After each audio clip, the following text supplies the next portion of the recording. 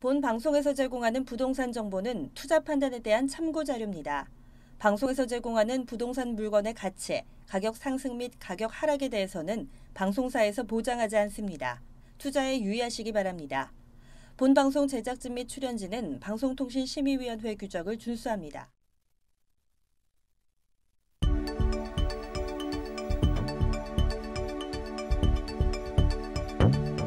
부동산의 모든 고민이 통하는 길 부동산 시그널. 안녕하세요. 저는 진행의 한보람입니다. 서울 집값 하락을 이끌었던 강남권 재건축 아파트의 시세가 3주 연속 상승세를 타면서 반등하고 있습니다.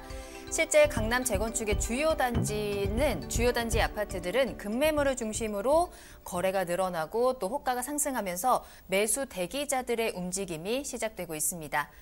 저희 부동산 시그널에서는 부동산 전문가의 이슈 진단과 상담을 통해서 부동산 시장이 주는 시그널과 함께 여러분들의 부동산 궁금증을 해결해드리고 있습니다. 방송을 시청하시다가 궁금하신 사항이 있으시거나 전문가와 상담을 원하신다면 연락 주시기 바랄게요. 02-2128-3897번, 02-2128-3897번이고요. 문자로도 상담 가능하니까요. 궁금한 점 남겨주시면 친절히 도움드리겠습니다.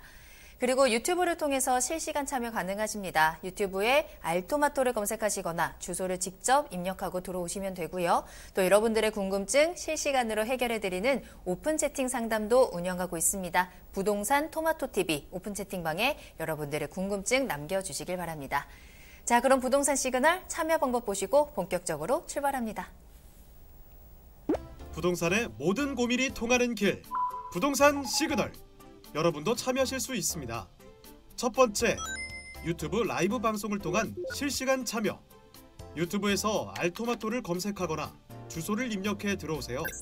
실시간 채팅창에 여러분의 궁금증을 올려주시면 바로바로 해결해 드립니다. 두 번째, 전화 및 문자 참여. 02-2128-3897로 전화 주시거나 문자를 보내주세요. 상담을 통해 여러분의 부동산 고민을 해결해 드립니다. 당신이 궁금한 부동산 궁금증, 시그널을 보내주세요. 네, 오늘 함께해 주실 전문가분 소개해드리겠습니다. 오늘은 한국 부동산 플랫폼의 안성선 대표님과 함께할게요. 대표님 안녕하세요. 반갑습니다. 네, 반갑습니다. 자, 오늘 대표님과 함께 다양한 부동산 정보 전해드리도록 하겠습니다. 먼저 이슈 시그널 출발해 볼 텐데요. 자, 오늘은 어떤 주제로 이야기 나눠볼까요? 네, 오늘 경매에서 입찰 전후 낙찰자의 권리가 있는데 그 부분에 대해서 만나 뵙겠습니다. 먼저 시그널 영상을 뵙고 보겠습니다.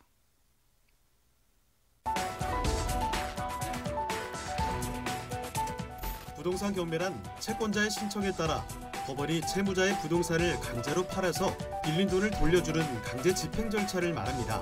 개인이나 기업 등 사적인 채권 채무 관계에 법원이 나서서 중재하기 때문에 민사소송 사건이며 법이 정한 절차에 따라 진행됩니다. 부동산 경매 시 꼭 확인해야 할 것이 있습니다. 바로 권리신고와 배당 요구인데요.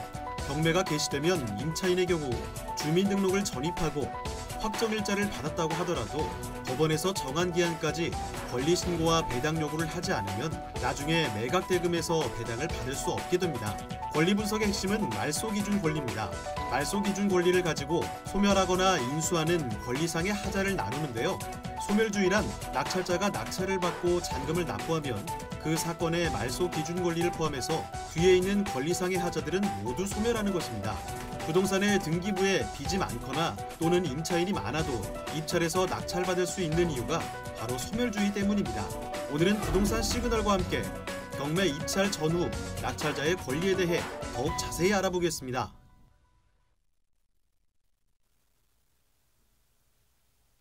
네, 반갑습니다.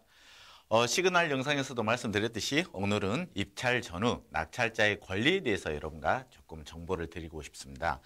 모든 사람들이 입찰을 할 때 입찰에서 낙찰만 받으면 그게 다 경매다라고 생각을 하는데, 물론 모든 부분은 위험성을 제거할 수 있는 그러한 경매 방식을 알고 가면 훨씬 더 안전한 경매가 되지 않을까 싶습니다. 그래서 우리는 입찰 전 주의사항과 입찰 후 매각 기일에 따른 어떤 권리 관계, 그래서 낙찰자로 하여금 어때요? 권리를 지킬 수 있는 부분에 대해서 오늘 공부를 해보겠습니다. 자, 먼저 입찰 전 주의사항을 먼저 말씀을 드리겠습니다. 입찰 전 주의사항은 물건별로 현황 파악이 가장 중요합니다.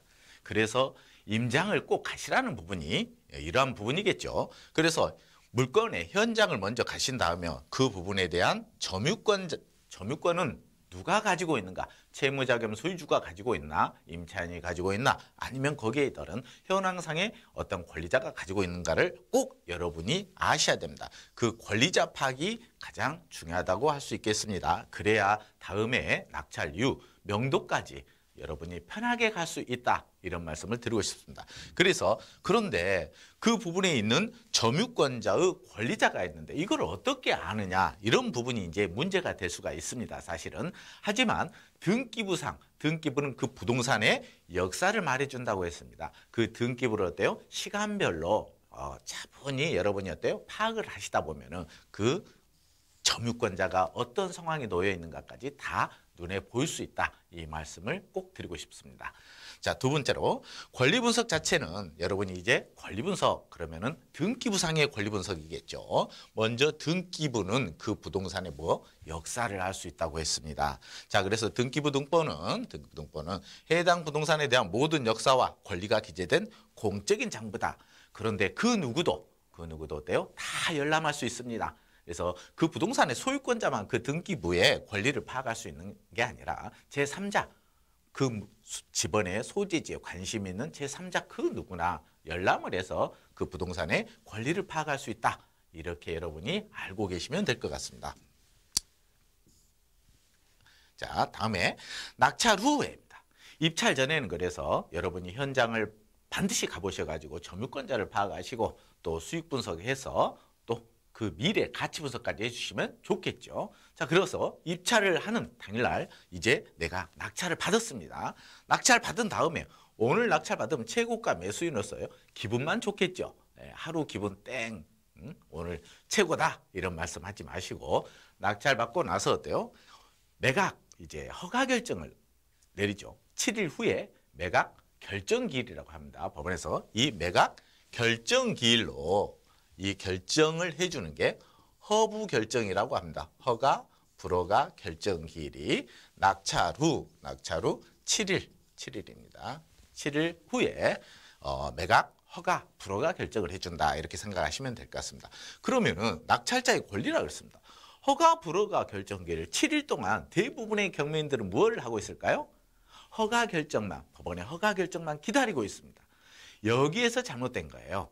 실질적으로 내가 잘 받았느냐 못 받았느냐라는 부분인데 낙찰자 이 7일 동안 허가 불허가 자 법원에서는 대부분의 감정평가서, 매각물건 명세서, 현황조사까지 다 한 상태에서 어려운 점이 없습니다. 법원에서 중개를 한다라고 생각을 하라고 그랬죠. 그래서 거의 허가 결정이 나옵니다. 그럼 불허가 결정은 무엇이 나올까요? 실질적으로 무잉해라든지 기타 이러한 권리 부분이 있었을 때 무잉해에 따른 불허가 결정이 나옵니다. 하지만 낙찰자 입장에서는 어때요? 최고가 매수인으로서 7일 동안 이 불허가 내가 만약에 잘못 받았다 아니면은 그 현황조사서나 간평이나 매각물건 명세상에서 인수되는 권리가 없었는데 인수되는 그런 사항이 발생을 했다라고 하면 어때요? 불허가 사유를 가지고 뭐 해야 돼요? 이제 불허가 신청을 해야 됩니다. 신청. 그래야 내가 추가로 법원에서 매각되는 어떤 그런 정보 이외에 다른 추가로 인수되는 부분에 따라서 내가 불허가 신청하면 어때요? 불허가 결정을 내려준다는 겁니다. 그래서 내가 보증금을 어때요? 날리는 그런 일이 잔금을 납부를 못해서 보증금을 날리는 그러한 어떤 일은 없도록 만드는 게 이제 여러분이 공부를 해야 되는 그런 부분이다. 이렇게 생각을 해주시면 될 것 같습니다. 자, 낙찰 후 이제 매각 확정 기일까지입니다. 자, 허가 결정이 내리고 이제 확정이 됩니다. 뭘로? 최고가 매수인으로. 최고가 매수인으로 확정을 해줌으로써 이제 그 7일이 또 있죠. 여기에서부터 결정하고 나서 또 7일입니다. 이게 7일 후에 확정되는데 이제는 그 부동산 물건에 따라서 어때요? 이의신청 기간이다. 이의신청. 누가? 실질적으로 등기부상의 권리자, 임대차상의 권리자, 현황상의 권리자들이 어때요? 이의신청하는 기간이다. 라고 말씀을 드리고 싶습니다. 그래서 이의신청을 한 것. 먼저 채무자 겸 소유주죠. 채무자 겸 소유주 입장에서는 어때요? 내 물건지 경매로 나갔습니다. 그런데 최고가 매수인이 확정이 됐죠. 확정되다 보니까 그 물건이 무슨 경매였어요? 임의 경매로 진행할 때와 강제 경매로 진행했을 때는 다르다라는 겁니다. 그래서 채무자 겸 소유주 입장에서는 임의 경매로 진행했을 때는 어때요? 경매 신청 채권자가 확정이 돼 있겠죠. 그분과 합의를 통해서 어때요? 이제 취하를 해 주셔야 됩니다. 이때도 가능하다라는 거예요. 그 기간이 7일이다. 이렇게 생각을 해 주시면 될 것 같습니다. 그러면 채무자 겸 소유주 입장에서는 경매 신청 채권자가 경매를 취하하겠다. 왜? 이 일부 이자와 일부를 반환을 해줬기 때문에요. 자, 그런데 최고가 매수인은 어때요? 허가 확정이 됐죠. 그래서 법원에서는 그렇습니다. 채무자 겸 소유주한테 당신은 가서 최고가 매수인의 뭐예요? 네, 경매를 취하하겠다라는 허가에 대한 확인서, 동의서를 받아오라고 합니다. 그래서 무조건 최고가 매수인의 지위가 있었을 때는 이제 최고가 매수인의 어떠한 동의를 받아야 모든 결정이 이루어진다. 그런데 동의를 받지 않으면 어때요? 안 해주면은 이 채무자 겸 소유주는 어떤 제도나 공탁을 해놓습니다. 공탁. 그래서 기본적으로 공탁을 해놓고 나면은 실질적으로 뭐가 되냐? 경매가 취소가 되더라라는 부분입니다. 자, 그런데 강제 경매로 진행했을 때는 어떨까요? 강제 경매로. 강제 경매는 실제로 임의 경매 같은 경우는 담보권 설정을 해서 돈의 금전을 차용을 했죠. 근데 강제 경매는 어때요? 개인 간의 거래에 의해서 금전 차용을 했습니다. 그랬을 때 이 채무자 겸 소유주는 실질적으로 가압류가 확정 판결을 받아서 경매를 신청했다라고 가정을 해보시죠. 그럼 가압류에 의한 경매는 강제 경매입니다. 이 채무자 겸 소유주는 어때요? 가압류 권리자와 합의를 이루어져야 된다는 거죠. 합의 이후에도 또 최고가 매수인의 동의를 받아야 된다. 이렇게 말씀드리고 싶습니다. 자, 최고가 매수인의 동의는 어때요? 이제 이분 입장에서는 낙찰을 받았을 때 얼마나 많은 부분에 대해서 실질적으로 현장 답사도 하고 수익 분석도 하고 그래서 이 물건에 대한 향후 미래의 기대감을 많이 가지고 있었을 것입니다. 그런데 실질적으로 어때요? 이제 경매를 취하하겠다고 동의를 해주라고 하면 어때요? 쉽게 동의를 안 해준다는 거죠. 하지만 강제 경매 같은 경우는 여기도 마찬가지입니다. 공탁을 하기 전에 실질적으로 법원에서는 채무자 겸 소유주한테 어때요? 여기는 해주기는 해줍니다만 취소될 확률이 더 많지 않다. 임의 경매에서는 취소 확률이 95%라면 강제 경매에서는 취소 확률이 50% 정도밖에 되지 않는다. 이렇게 여러분한테 말씀드리고 싶습니다. 그래서 현재 이 최고가 매수인의 권리는 이러한 결정기일에 그 시간대에 따라서 내 권리를 행사를 해 주셔야지 여러분이 가지고 갈 수 있는 그 권리를 지킬 수 있다. 이런 말씀을 드리고 싶습니다. 자, 잔금 납부 후에 이제 낙찰자의 권리인데 인수권리 대처법과 소멸권리 대처법을 한번 얘기를 한번 해드리겠습니다. 어떤 부동산 물건에 대해서 물건이 있겠죠. 그 물건의 등기부에 나오는 권리 중에 말소 기준 권리가 있습니다. 그게 대부분의 95%가 뭐라 그랬어요? 근저당이라고 했습니다. 근저당. 이 시장, 경매 시장이나 매매 시장에 나왔을 때 실질적으로 어때요? 그 물건에 대출을 받지 않는 물건이 시장에 많이 발생되지 않는다. 실제로 내 물건이 경매까지 가는데 은행에 대출 받지 않는 상태에서 경매 나오는 물건이 있겠습니까? 별로 없습니다. 그래서 거의 근저당이 1순위로 잡혀져 있습니다. 이게 말소 기준 등기가 됩니다. 이 채무자 겸 소유주가 이 은행에 있는 근저당권에 대한 대출 이자를 변제하지 못했을 때 약 3개월 후에 이 물건에 대해서 경매 신청이 들어오더라라는 부분입니다. 그랬을 때 이 물건에 대해서 말소 기준 등기 부분에 선순위 임차인 A라는 부분은 있다. 더 빨리 대항력을 갖춘 임차인이 있다. 이 부분을 우리는 선순위에 있는 임차인이다라고 말씀을 드립니다. 그리고 말소 기준 등기에 있는 후순위 임차인이 있다라고 하면 여기는 후순위 임차인이다라고 말씀을 드리면 됩니다. 자, 그래서 이 선순위 임차인과 후순위 임차인은 권리 관계가 다르다라는 부분입니다. 그래서 말소 기준 등기 이후에 있는 모든 권리는 경매 개시 결정 등기까지 소멸이 되지만 실질적으로 그래서 후순위 임차인은 반드시 배당 요구를 해야 됩니다. 배당 요구를 안 하면 자연 소멸이 된다. 이렇게 말씀을 드리고 싶습니다. 물론 선순위 임차인은 어때요? 권리 신고 안 하면 낙찰자가 거기에 따른 권리를 인수를 해줘야 된다. 이렇게 생각을 하시고 입찰을 해주시면 고맙겠습니다. 네. 네, 오늘은 입찰 전후 낙찰자의 권리에 대해서 짚어드렸습니다. 낙찰을 받았다고 끝이 아니라 그 이후에 거쳐야 할 절차와 또 권리가 분명히 있다는 점 꼭 체크해 주시길 바라겠고요. 자, 지난주 경매 절차에서의 권리 신고에 이어서 오늘은 낙찰자의 권리에 대해서 말씀을 드렸거든요. 자, 다음 주 목요일 이슈 시그널 시간에도 경매 그리고 이 권리에 대한 내용 계속해서 전해드릴 테니까요. 꼭 참고해 보시길 바라겠습니다. 자, 또 방송에서뿐만 아니라 대표님을 직접 만나볼 수 있는 시간도 마련되어 있습니다. 무료 세미나를 통해서 직접 만나보시고 많은 이야기 나눠보실 수 있을 텐데요. 세미나 소식 전해드리겠습니다.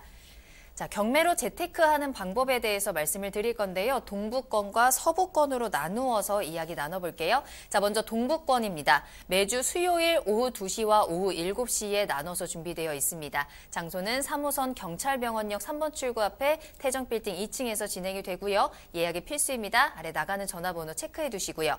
자, 이번에 서부권에 대해서 이야기 나눠볼게요. 서부권은요, 매주 화요일에 만나보실 수 있어요. 화요일 오전 11시와 오후 7시 30분 두 차례로 준비되어 있고요. 장소는 경기도에서 진행합니다. 시흥시 두손 지질타워 B동 215호에서 진행이 되겠고요. 역시 예약 필수입니다. 전화번호 체크해 두시길 바랄게요.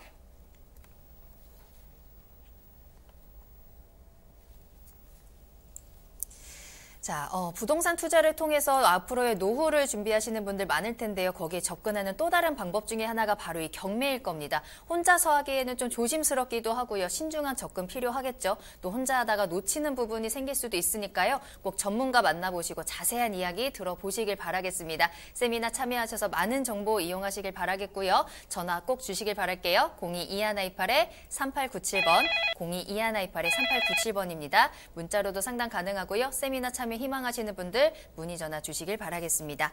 자, 그럼 저는 잠시 후에 부동산 상담 시그널로 돌아오겠습니다. 부동산의 모든 고민이 통하는 길, 부동산 시그널. 여러분도 참여하실 수 있습니다. 첫 번째, 유튜브 라이브 방송을 통한 실시간 참여. 유튜브에서 알토마토를 검색하거나 주소를 입력해 들어오세요. 실시간 채팅창에 여러분의 궁금증을 올려주시면 바로바로 해결해 드립니다. 두 번째, 전화 및 문자 참여. 022128-3897로 전화 주시거나 문자를 보내주세요. 상담을 통해 여러분의 부동산 고민을 해결해 드립니다. 당신이 궁금한 부동산 궁금증, 시그널을 보내주세요.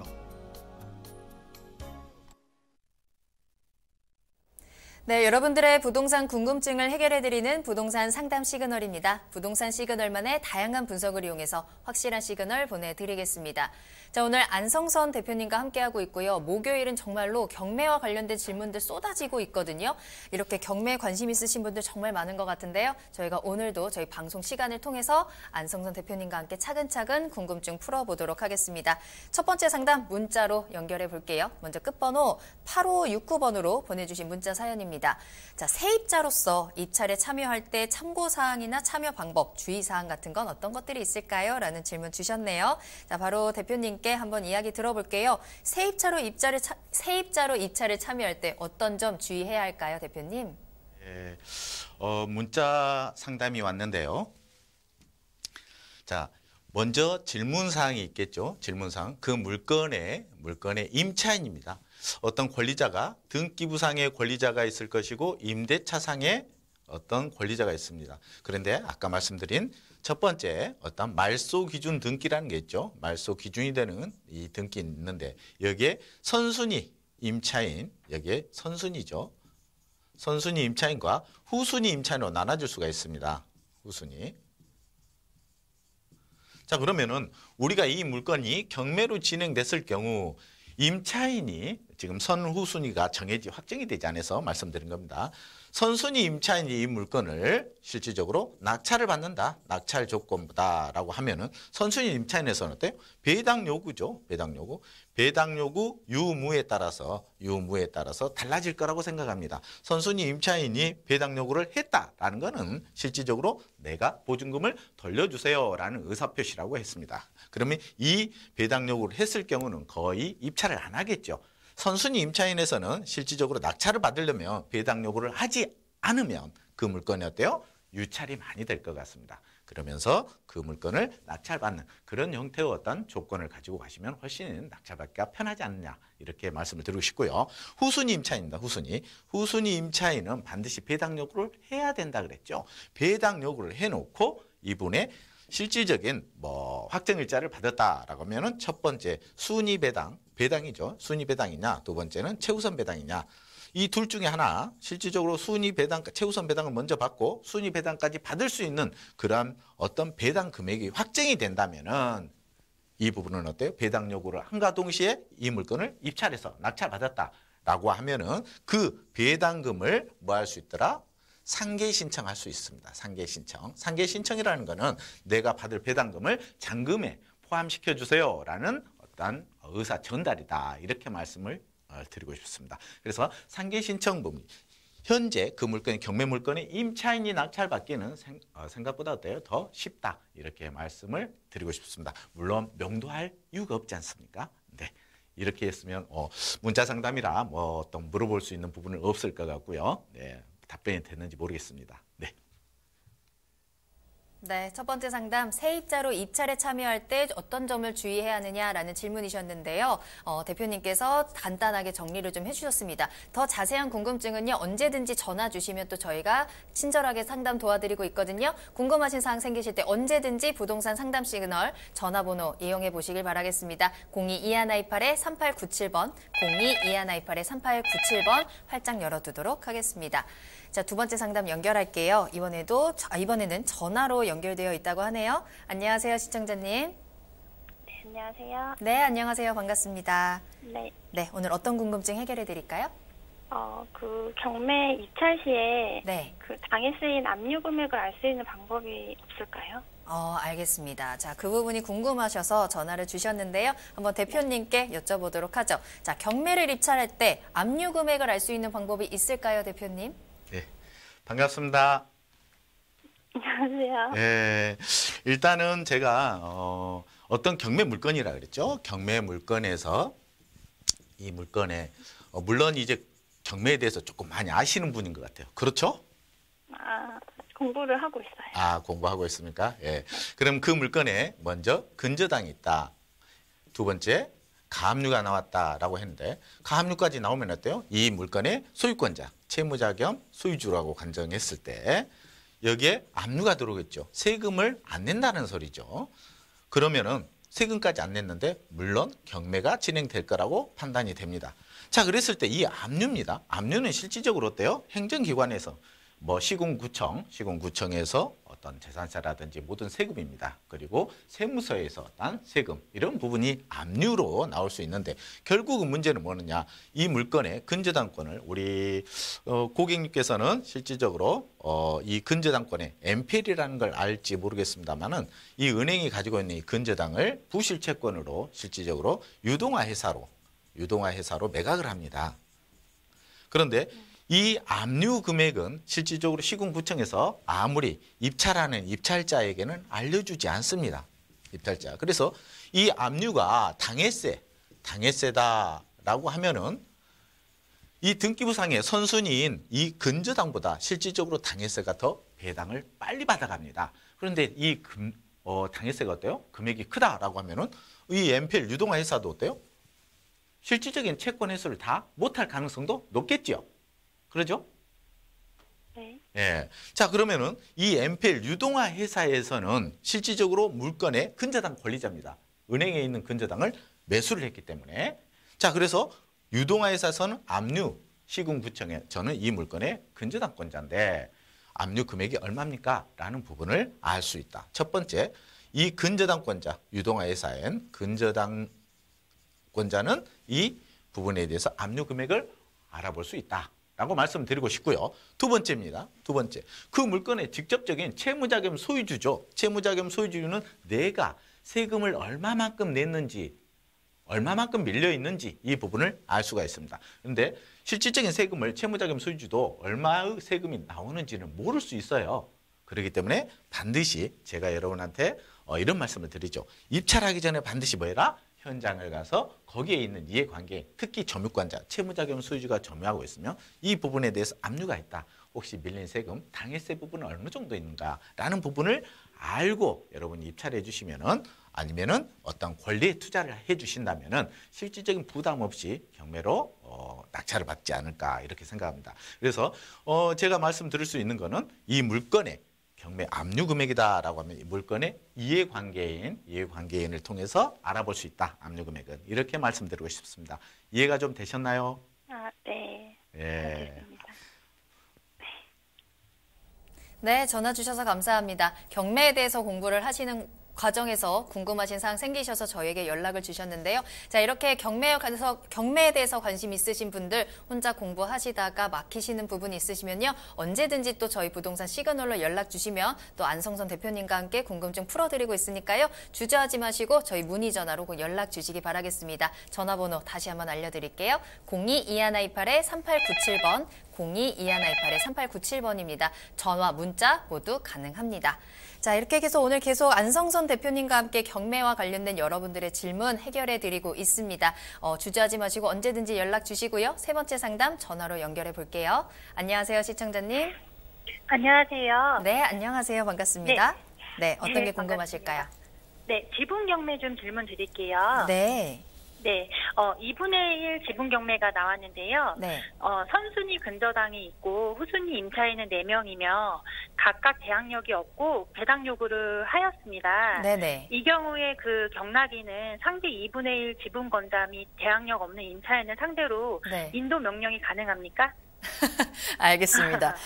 굉장히 네. 저 약간 취조당하는 느낌이기도 했는데 굉장히 네. 자세하고 상세하게 질문 내용을 보내주셔서 정말 감사하고요. 네. 자, 한번 대표님께 답변을 들어보도록 하겠습니다. 자, 경매, 네. 지분 경매를 할 경우 인도 명령이 가능한지 대표님과 연결해 드릴게요.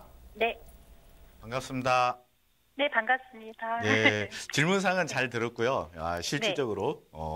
조금 경매에 대해서 어느 정도 알고 지분권에 대해서 지금 현재 답변을 어느 정도 알고 계시는 것 같은 느낌이 많이 듭니다. 예. 자, 한번 제가 설명을 한번 해드릴게요.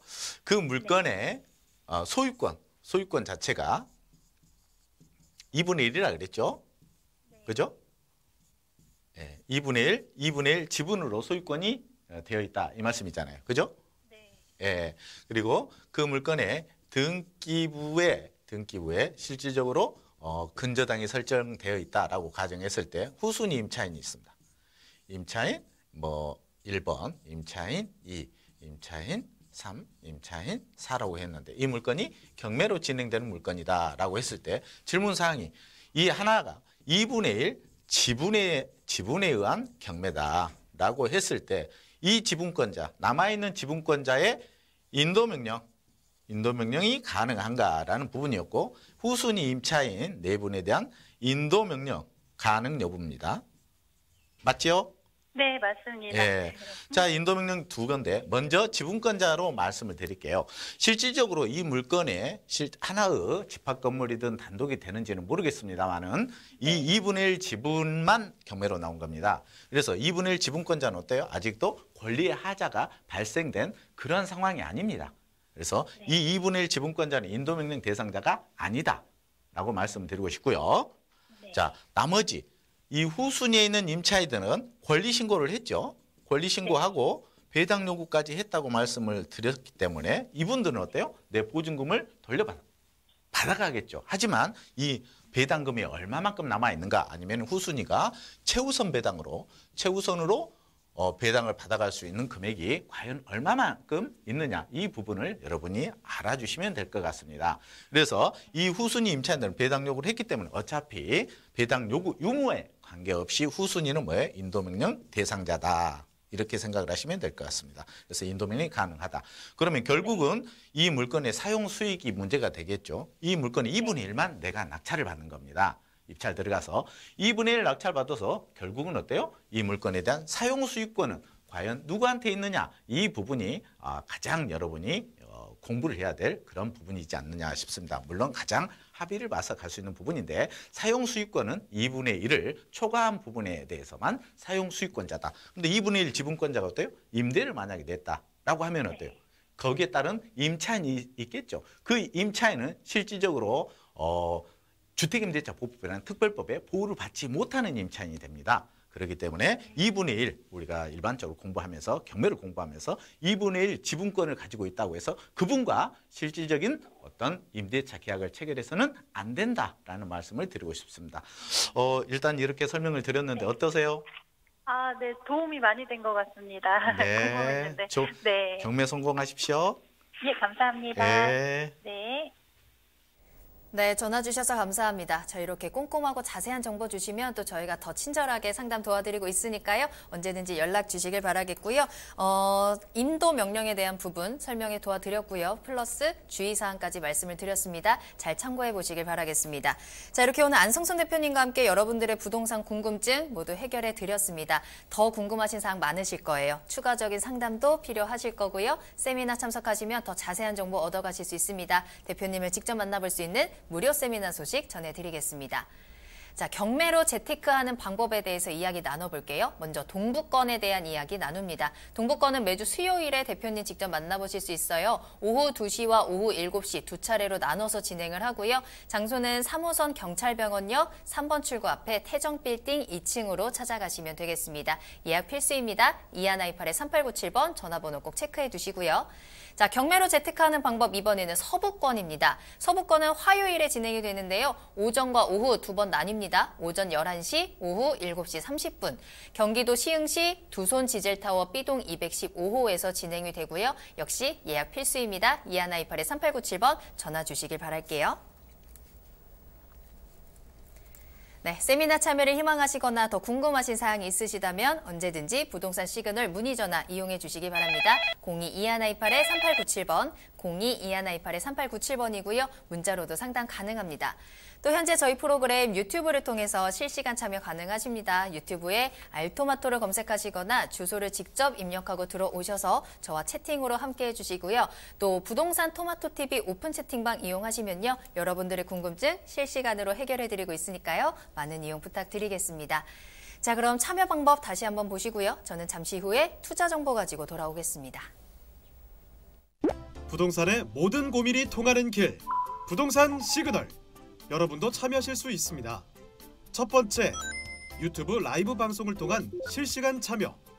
유튜브에서 알토마토를 검색하거나 주소를 입력해 들어오세요. 실시간 채팅창에 여러분의 궁금증을 올려주시면 바로바로 해결해 드립니다. 두 번째, 전화 및 문자 참여. 02-2128-3897로 전화 주시거나 문자를 보내주세요.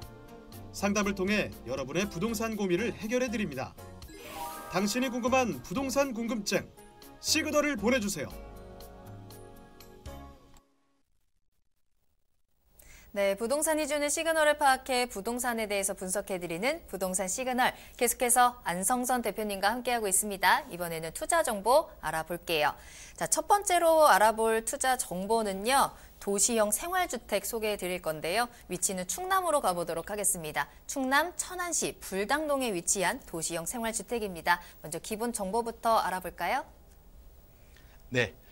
일단 여러분한테 이제 어떤 투자 부분에 경매도 있고 경매로 재테크하자라는 부분을 강의를 하는데 여러분한테 조금 더 소득을 가지고서 분산 투자의 개념이다라고 생각을 하시고 이쪽 물건을 한번 소개를 해볼까 합니다. 먼저 개요인데요. 충남 천안시 서북구 불당동에 위치해 있습니다.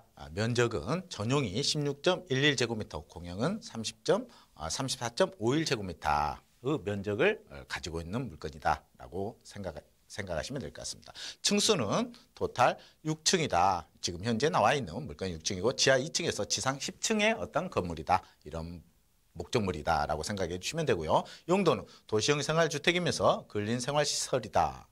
준공이 이미 되어 있는 물건입니다. 이 물건은 예정 물건이 아니라 그래서 2017년 5월 달에 이미 준공이 완료된 그런 물건이다. 7,800만 원대로 지금 매매가가 예상되는 그런 물건입니다. 네. 네, 오늘 전해드리는 첫 번째 투자 정보, 충남 천안시 불당동에 위치한 도시형 생활주택 소개해드리겠습니다. 6층에 위치해 있고요. 또 2017년 5월에 이미 준공이 완료된 물건으로 소개해드릴게요. 자, 그러면 천안에 대해서 한번 알아봐야 될 것 같아요. 위치가 어디에 위치해 있는지 천안시에 대한 입지 한번 살펴보도록 하겠고요. 또 도시형 생활주택이거든요. 어떤 건물인지도 한번 살펴보겠습니다. 먼저 입지 여건을 보는데요. 도시형 생활주택과 오피스텔 이 부분에 대해서 차이점을 여러분이 조금 많이 아셔야 될 것 같아요. 그래서 먼저 입지 여건을 말씀드리면은 실질적으로 천안이라는 부분이 굉장히 많이 활성화됐던 지역인데 생각보다 그렇게 많은 투자자들이 거기서 재미를 보지 못하는 그 지역이 바로 또 천안입니다. 하지만 대학도 많고 실질적인 산업단지도 굉장히 많이 위치해 있는 그런 지역이 바로 천안이라고 말씀을 드릴 수 있는데요. 자, 불당동 부분을 먼저 천안시 중에서도 서북구에 있는 불당동에 대해서 좀 얘기를 해볼까 합니다. 먼저 천안 아산역 있죠. 천안 아산역. 천안 아산역 옆에 실질적으로 몇 킬로 떨어졌냐? 한 2킬로 정도 거리입니다. 도보로는 사실은 조금 무리가 있을 수도 있는데 건강을 위해서 걸어갈 수도 있는 거리지 않을까 이렇게 생각이 듭니다. 자, 이 지역입니다. 실질적으로 이 지역이 위치했고 바로 천안시청은 어때요? 천안시청과 이 목적물과 관계는 어때요? 공원만 있습니다. 공원. 그래서 바로 앞에 천안시청이 입지해 있다. 그래서 실질적으로 혼자 나홀로족들에게는 임대사업은 굉장히 좋은 지역에 위치해 있다라고 말씀을 드릴 수 있고요. 먼저 무엇보다도 이 물건을 입찰을 했다. 입찰보다는 이걸 내가 분양을 받았다 아니면 매수를 했다라고 했을 때 그 지역의 결국은 수익률입니다. 도시형 생활주택이나 오피스텔은 결국은 임대 목적물에 임대사업 중심으로 가는 목적물이기 때문에 이 물건이 과연 임대로 나갈 것이냐 이런 부분인데 그 옆에 탕정택지개발 예정지구가 있고요. 또 인근에 S전자 디스플레이 실질적으로 여기에 가지고 있다는 겁니다. 그리고 탕정 택지 개발 예정 위에 백석지구라는 데가 또 있습니다. 그래서 실질적인 산업단지가 굉장히 밀집되어 있는 지역으로서 근 5km 이내에 이 목적물의 출퇴근이 가능한 그런 지역이다. 이렇게 말씀드리고 싶습니다. 네.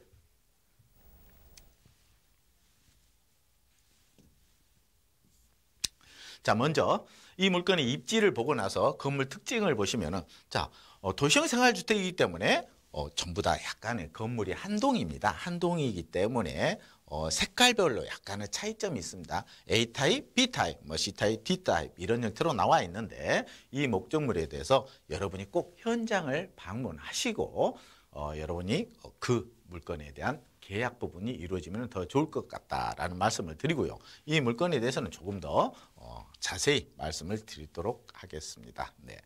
자, 먼저 아까 제가 그랬죠? 도시형 생활주택과 오피스텔은 꼭 비교 분석하는 부분을 알아야 된다라는 말씀을 드렸습니다. 자, 먼저 도시형 생활주택을 한번 봐볼까요? 도시형 생활주택. 자, 여기에서는 300세대, 도시지역에 건설한 300세대 미만 공동주택이 바로 뭐다? 도시형 생활 도생이다. 이렇게 말씀드릴 수 있습니다. 그거는 공동주택이고요. 3종 용도 지역이죠. 지역은 3종 일반 주거지역, 주거지역에서만 허가를 낼 수 있는 어떤 도시형 생활주택 물건이다 라고 말씀을 드릴 수 있습니다. 자, 전용률은 60에서 80%. 그래서 어때요? 전용을 많이 주고 있죠. 네, 그것도 인정이 되는 겁니다. 자, 분양면적 산업 공급 면적 기준으로 하고요. 주택 공급에 관한 어떠한 규칙에 따라서 임대사업 등록도 가능하다라는 겁니다. 여기서 조금 더 우리가 알아야 될 거는 이 물건 어때요? 취득입니다. 취득할 때 도시형 생활주택 같은 경우는 60제곱미터죠. 60제곱미터 이하일 경우는 어때요? 우리가 면제가 된다는 겁니다. 취득세가. 그리고 이 60제곱미터에서 또 추가로 첫 번째고 두 번째는 어때요? 8천만 원. 8천만 원 이하일 때는 취득세가 면제된다. 취득세. 그리고 어때요? 이 물건에 실질적으로 이런 부분이다라고 하면은 우리가 이주택 개념이 있죠. 주택에 포함이 되지 않는다라는 부분도 맞습니다. 예? 주택수에 포함되지 않는다. 이 말씀까지 여러분한테 드리고 싶습니다. 그래서 생각보다 어때요? 우리가 임대사업 중심으로 이런 부분을 할 수 있는 굉장히 좋은 여건을 가진 게 바로 도시형 생활주택이지 않느냐라는 말씀을 드리고 싶습니다. 먼저 오피스텔 부분은 또 여러분과 도생과 조금 하는 부분이다. 비교되는 부분인데 주용도는 업무시설이고요. 약간 일부는 숙식을 가능하게 해서 실질적으로 주거용으로도 가능할 수 있도록 만드는 게 오피스텔이다. 이렇게 생각을 해주시면 될 것 같습니다. 그런데 용도 지역이 다르죠. 허가를 내주는 용도 지역은 준주거지하고 일반 상업지역에서는 오피스텔이 허가가 난다라는 부분입니다. 자, 발코니는 없습니다. 그래서 이제 보십시오. 전용률 자체도 35에서 60% 정도의 어떤 그런 부분의 전용률을 확보하고 있습니다. 오피스텔은 계약 면적이다. 이거는 분양 면적 기준이 여기는 계약 면적이고 저기는 공급 면적이었다라는 부분은 똑같습니다. 이거는 건축물 분양에 관한 법률이고 아까 도생은 어때요? 주택이었죠. 그래서 주택법에 저촉을 받는다. 이렇게 생각을 하시면 될 것 같습니다. 네. 자, 건물 특징으로 보시면은 이 물건이 어때요? 1, 2층은 상가로 되어 있죠. 상가로 되어 있고 위에는 어때요? 실질적으로 도생 전부 다 이 물건은 오피스텔이 아닌 도시형 생활주택으로 10층까지 준공이 되어 있는 물건이다라고 말씀을 드리겠습니다. 자, 제가 아까 그랬죠? E타입까지 있는데 A타입, B, C, D, E, G타입까지 나와 있습니다. 그래서 실질적으로 도생이지만 오피스텔 같이 지어진 그런 물건이지 않느냐라고 여러분한테 말씀드리고 싶습니다. 네.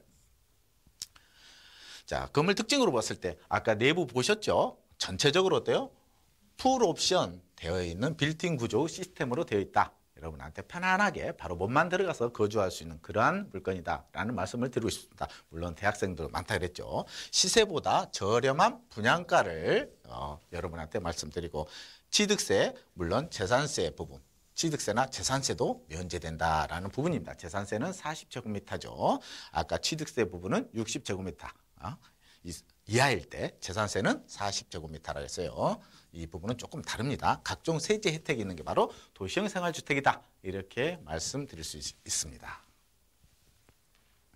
네, 천안시 불당동의 입지 그리고 도시형 생활주택과 오피스텔의 차이점까지 비교 도와드렸습니다. 현재 소개해드리는 도시형 생활주택 천안시청과 굉장히 가까운 거리에 있고요. 주변에 산업단지들이 분포되어 있기 때문에 그들의 잠재적인 수요를 또 받아보실 수 있을 것 같아요. 또 도시형 생활주택이기 때문에 세금적인 혜택까지 받아보실 수 있다는 점 포인트로 꼭 잡아보시길 바라겠고요. 건물 특징 중에 시세보다 저렴한 분양가라는 부분이 있어서 또 이게 궁금해지거든요. 어느 정도 가격대에 형성되는지 궁금하고요. 투자 포인트까지 정리 부탁드릴게요. 먼저 예상 가격 부분을 먼저 말씀드리면은 매매가는 어때요? 7,800만 원대로 예상되고 있습니다. 우리가 지금 수도권이 아니기 때문에 대출도 어때요? 5,400만 원 정도까지도 예상되고 있고요.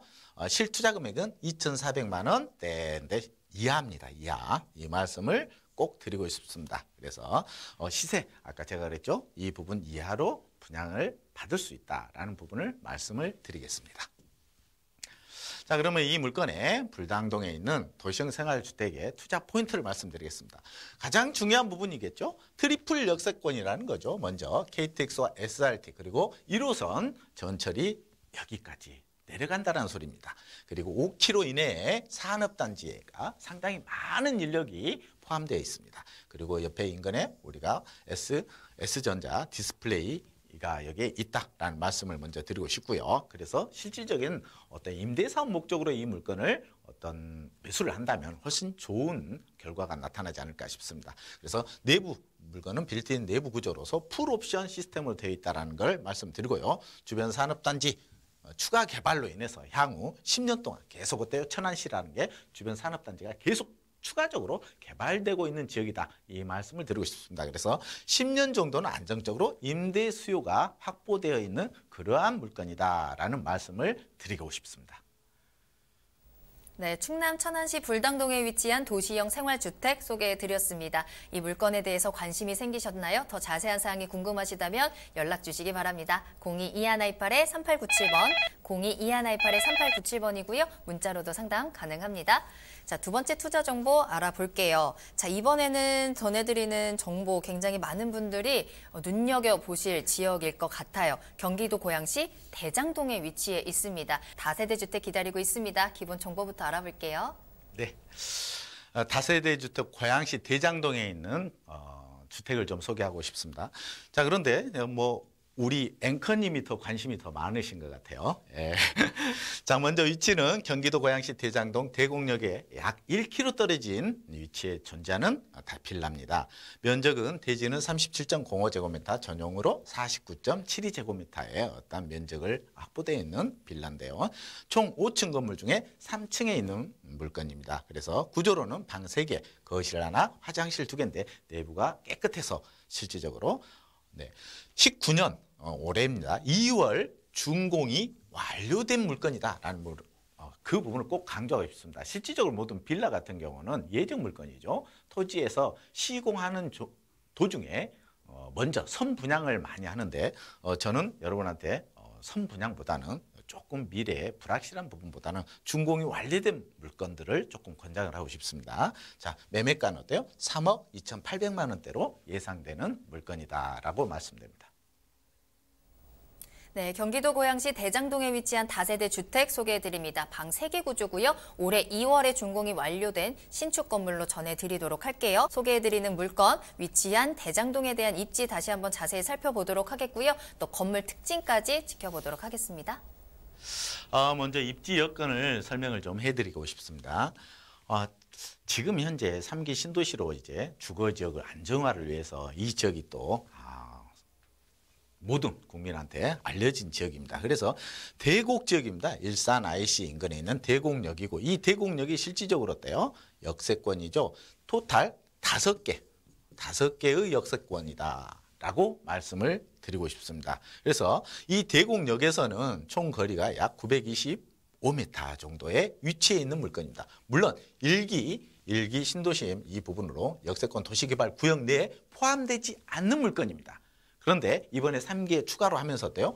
이 지역이 추가로 더 확대될 가능성이 높은 지역이다라는 부분을 먼저 말씀드리고 싶습니다. 그래서 도보로도 가능한 지역에 위치되어 있다. 대곡역과 자전거 요즘에 이제 운동 삼아서 자전거도 많이 가지고 다니더라고요. 그래서 제가 좀 여러분 요즘은 위치를 설명할 때 꼭 이 거리가 나오더라고요.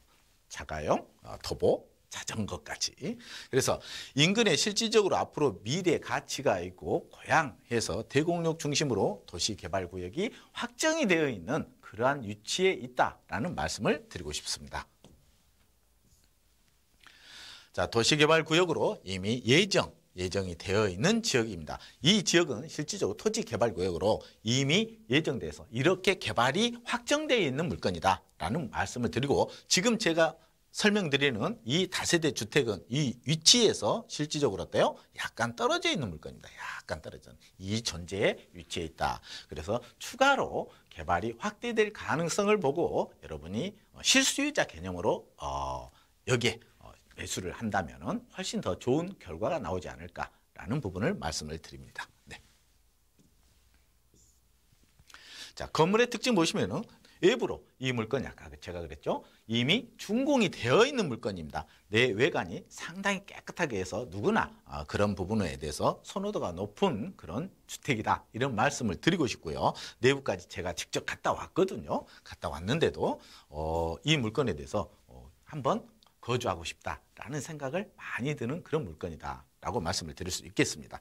자, 이미 이 지역 내에는 어때요? 지금 건물 내부 입구입니다. 입구까지. 그리고 외벽입니다. 외벽. 이런 형태로 빌라 형태의 어떤 그런 피로트형 구조물로 되어 있다라고 말씀을 드릴 수 있겠습니다. 내부의 건물 특징인데요. 실질적으로 다른 인근에 있는 그러한 다세대 빌라보다 내부 실질적인 어떤 그런 부분에서 좋은 자재를 썼다. 이렇게 말씀을 드릴 수 있겠다라는 말씀을 드립니다.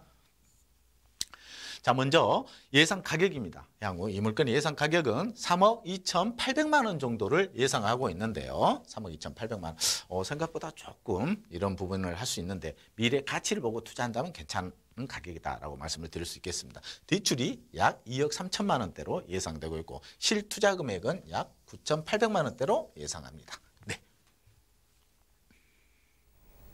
네, 사진을 통해서 건물의 특징 살펴보셨고요. 입지와 가격까지 확인해 보셨습니다. 5개 노선이 지나가는 대곡역과 가깝고요. 또 3기 신도시로 인한 개발 기대감을 품고 있는 지역입니다. 앞으로의 가격이 더 상승할 수 있는 가능성이 있기 때문에 지금 미리 선점해 보시는 것도 중요할 것 같아요. 자, 그럼 마지막으로 경기도 고양시 대장동 다세대 주택 투자 포인트 정리해 보도록 할게요. 네. 가장 중요한 부분입니다. 이 물건은 미래 가치를 보고 투자를 해야 되는데 여러분한테 투자 포인트를 좀 설명을 해드리고 싶습니다. 네. 경기도 고양시 대장동 이런 부분입니다. 자, 먼저 투자 포인트는 대곡 역세권 도시개발구역이라고 했죠. 아까 개발구역에 향후 2조 이상이 투입된다라고 생각을 하시면 되겠습니다. 그래서 실질적으로 이 지역이 개발이 많이 이루어진다. 이렇게 생각을 하시면 될 것 같습니다. 자, 복합 환승센터다. 여기에 지금 복합 환승센터 5개의 역세권이다. 5개의 역세권. 역세권. 예. 자, 첨단 지식산업센터 및 물류센터 개발까지 예정되어 있는 이러한 물건이다 라는 말씀을 여러분한테 드리고 싶고, 자, 먼저 우리가 그러면은 이 개발 확정된 추가 개발이 될 수 있는 그런 지역이다라고 말씀을 드렸죠. 그런데 그 지역에서 원당이나 삼송 지역의 개발 사례로 분석을 해봤을 때 이 지역에 실질적으로 어떤 환지라든지 보상이라든지 이런 부분이 또 나타날 수가 있습니다. 그래서 여러분이 현장 가서 직접 물어보시면서 갈 수 있다. 그래서 분석 후 손실보상 및 환지보상까지 여러분이 생각을 하고 여러분이 이 물건을 매입하는 것도 꼭 권장을 하고 싶습니다. 네. 네, 경기도 고양시 대장동에 위치한 다세대 주택이었습니다. 3기 신도시로 선정된 고양시 창릉동의 상승 효과에 영향을 받아볼 수 있는 지역이었고요. 잘 참고해 보시길 바라겠습니다. 자, 오늘 저희가 전해드리는 투자 정보에 대해서 더 자세한 사항이 필요하시다면요. 세미나 참석하셔서 대표님 직접 만나보시면 더 많은 정보 얻어가실 수 있습니다. 세미나 소식 전해드릴게요. 자, 경매로 재테크하는 방법 알아가실 수 있습니다. 먼저 동부권에 재테크하는 방법 지켜볼게요. 한번 매주 수요일에 만나보실 수 있는데요. 오후 2시와 오후 7시 두 차례로 나눠서 세미나 진행합니다. 장소는 3호선 경찰병원역 3번 출구 앞에 태정빌딩 2층에서 진행이 되겠고요. 예약이 필수, 아래 나가는 전화번호 체크해 주시기 바랄게요. 자, 경매로 재테크하는 방법 이번에는 서부권입니다. 매주 화요일에 만나보실 수 있고요. 오전 11시와 오후 7시 30분에 진행을 해보도록 할게요. 경기도에서 진행됩니다. 시흥시 두손지젤타워 B동 215호고요. 역시 예약 필수입니다. 2128-3897번으로 문의 전화 주시길 바랍니다. 네, 오늘 안성선 대표님과 함께 여러분들께 다양한 부동산 정보 전해드렸습니다. 대표님은 여기서 보내드리도록 할게요. 대표님 오늘 감사합니다. 네, 수고하셨습니다.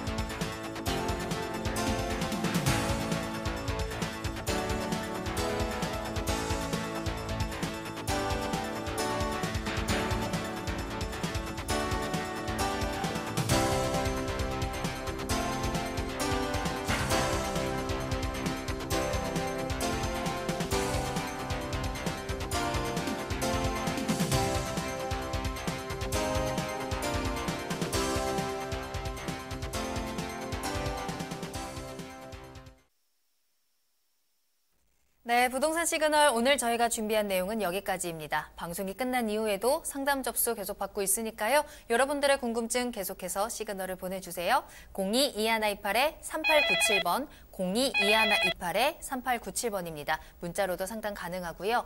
또 저희 프로그램 무료로 다시 보기 이용하실 수 있습니다. www.altomato.com으로 들어오시면 되고요. 시청자 게시판에 가시면 여러분들의 의견도 남겨주실 수 있어요. 자, 그리고 유튜브를 통해서 실시간 참여 가능하십니다. 유튜브에 알토마토를 검색하시거나 주소를 직접 입력하시면 되고요. 또 여러분들의 궁금증 실시간으로 해결해드리고 있습니다. 부동산 토마토TV 오픈 채팅방에 여러분들의 궁금증 남겨주시면 실시간으로 여러분들과 소통하면서 궁금증 해결해드리도록 할게요. 많은 이용 부탁드립니다. 자, 그럼 저는 내일 이 시간에 더욱 알찬 정보 가지고 돌아오겠습니다. 시청해주신 여러분 고맙습니다.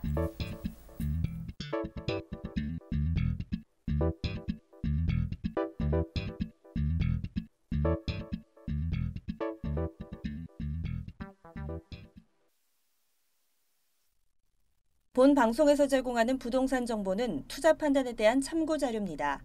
방송에서 제공하는 부동산 물건의 가치, 가격 상승 및 가격 하락에 대해서는 방송사에서 보장하지 않습니다. 투자에 유의하시기 바랍니다. 본 방송 제작진 및 출연진은 방송통신심의위원회 규정을 준수합니다.